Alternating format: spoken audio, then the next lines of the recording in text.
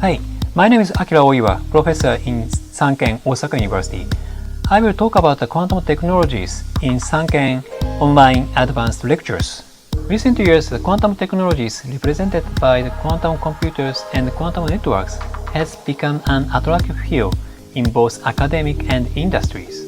Quantum mechanical natures of semiconductor devices can open the new information processing that cannot be realized by the conventional information processing. Quantum computer can solve the problem that classical computers cannot solve. Quantum networks offers absolutely secure communication and quantum version of Internet. In my lectures, I will talk about the basic idea and recent development of the quantum information technologies based on the semiconductor quantum dot. Quantum dot is a small semiconductor box containing a few electrons.